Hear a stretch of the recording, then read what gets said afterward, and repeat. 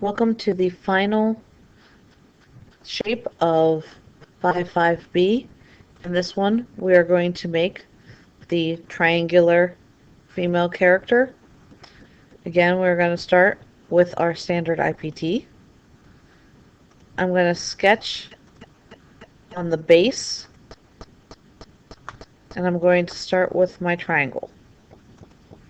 So I'm going to sketch my triangle, but just using my lines here. Notice where I'm stopping. I'm actually looking for the dotted line that's representing the middle. Next, I'm going to dimension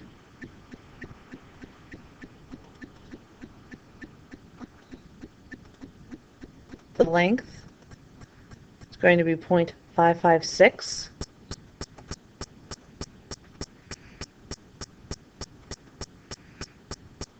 I want to make sure, even though I made sure that I looked at the dotted line, I want to make sure that it is actually centered. So I'm going to use my horizontal constraint on the tip in my vertical line, and now I'm sure that it's centered. I'm going to extrude this base 0.32. On the top of the base, I'm going to sketch my ellipse.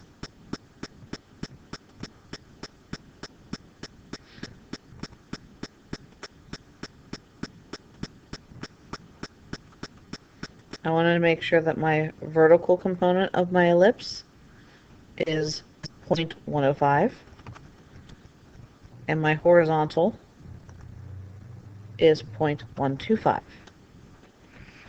I'm also going to make sure that it is a third of the distance from 0.556. So I'm going to take 0.556 and divide it by 3.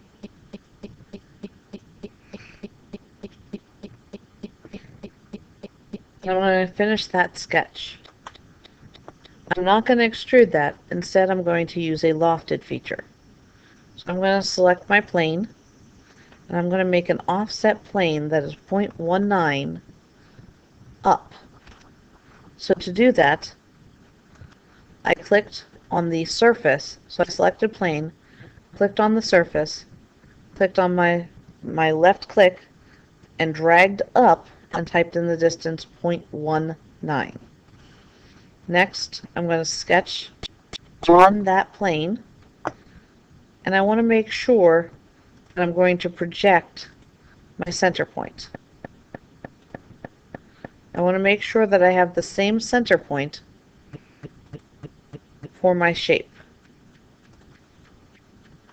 Now the dimensions are going to be slightly different. It's going to be a 0.110 instead of 0.105 and a 0.140 instead of 0.125. Once I have that, I'm going to go ahead and finish the sketch, and I'm going to loft between these two sketches. So I select my sketch, select inside my ellipse, click to add, select my second sketch, and it found the inside of my ellipse on its own. If it doesn't, make sure to select that. Go ahead and click OK. I'm going to turn off the visibility of this surface. And the next thing I need to do is create 2 more offset work planes. The dimensions for my ellipses are given right here.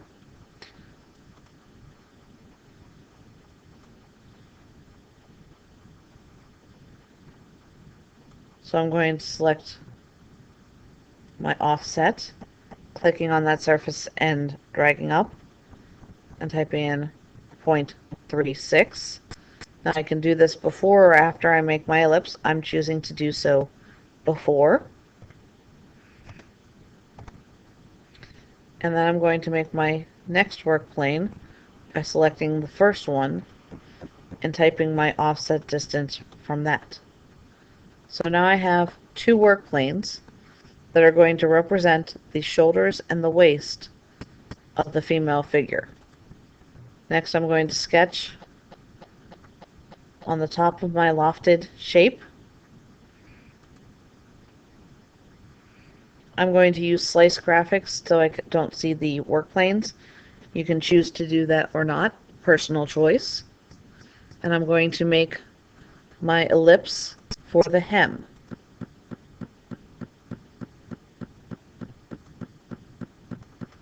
Now this ellipse has dimensions of 0.4 by 0.6. Now those are the diameters of the axes, so I'm actually going to take half of them.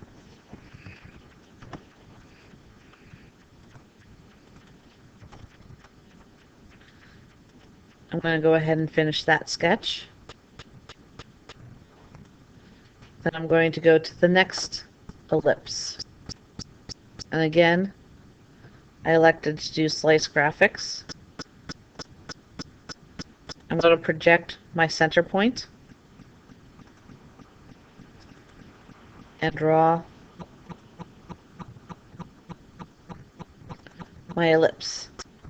Again, I'm going to take half of the value. So if you don't feel like doing the math, have Inventor do it for you. So 0.31 divided by 2, and then 0.39 divided by 2. I'm going to go ahead and finish that sketch and go to my third work plane. Again, I'm going to project my center point and create my final ellipse. I'm going to dimension that one.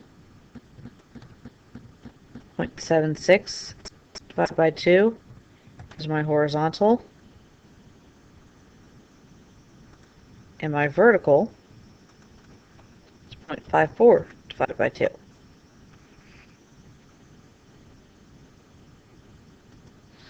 Going to go ahead and finish that. And I'm going to loft. I'm going to start with the first one. And I want to make sure that everything inside is selected, including the center. Then I'm going to select going up. I'm going to select my next one. Now I'm going to click to add, and I'm going to select my final one. Now, one thing some people like to do, instead of doing them all at once, is they will actually take it in steps. What this allows them to do with that, instead of making it a more curved feature, curved waist, it will make it more of a angular waist. So by stopping it there, you have your sketch.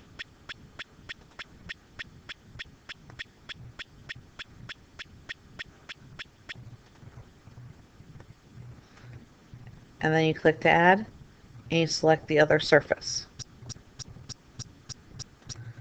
Go ahead and click OK. And I'm going to turn off the visibility on the work planes.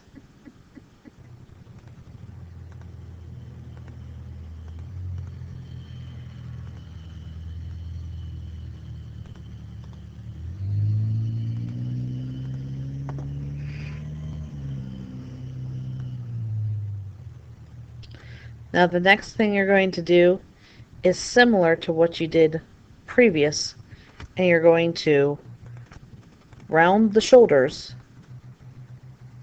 like you did with the square based male figure and create a head.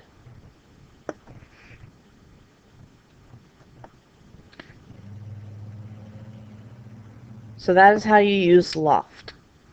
If you have any questions, please let me know. Good luck.